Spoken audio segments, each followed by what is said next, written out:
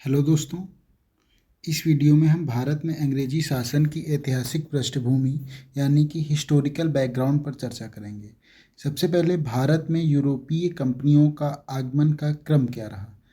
सबसे पहले पुर्तगाली ईस्ट इंडिया कंपनी 1498 में आई। डच ईस्ट इंडिया कंपनी 1595-96 में आई। अंग्रेज यानी ब्रिटिश ईस्ट इंडिया कंपनी 1600 में आई। डेनमार्क या डेनिश ईस्ट इंडिया कंपनी 1616 में आई। उसके बाद फ्रांसीसी 1664 में आई। सबसे ज़्यादा शासन ब्रिटिश ईस्ट इंडिया कंपनी ने किया, जिसने लगभग पूरे भारत पर शासन किया। यह कंपनी 1600 में ब्रिटिश कंपनी के रूप में आए। महारानी एलिजाबेथ प्रथम के चार्टर द्वारा इस कंपनी ने भारत में व्यापार करना शुरू किया। अभी तक कंपनी का कार्य केवल व्यापारिक था।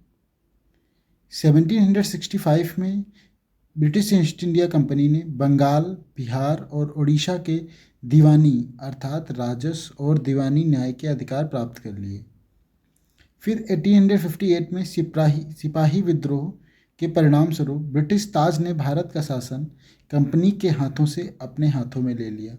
यह 15 अगस्त 1947 तक जारी रहा। सिपाही विद्रोह भारत का प्रथम स्वतंत्रता संग्राम के नाम से भी जाना जाता है।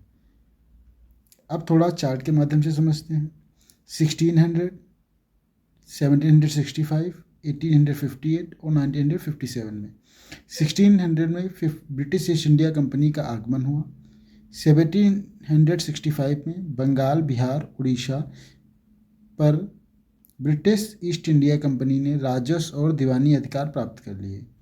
1858 में सिपाही विद्रोह, पहला स्वतंत्रता संग्राम भी की शुरुआत हुई।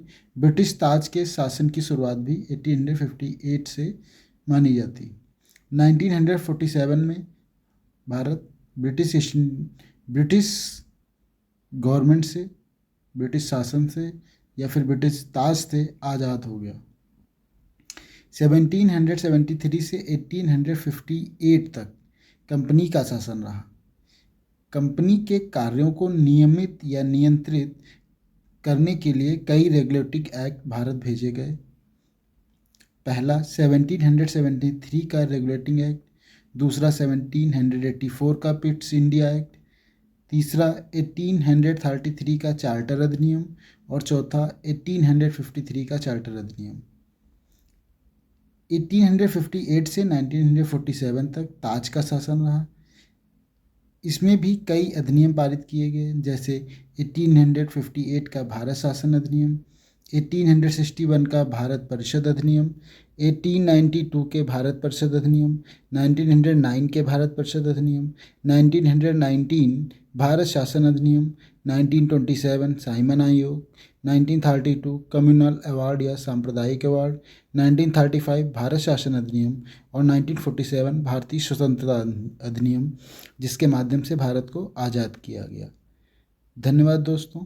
अगली क्लास में हम इन अधिनियमों के बारे में और इन चार्टर एक्ट या रेगुलेटिंग एक्ट के बारे में हम चर्चा करेंगे। धन्यवाद।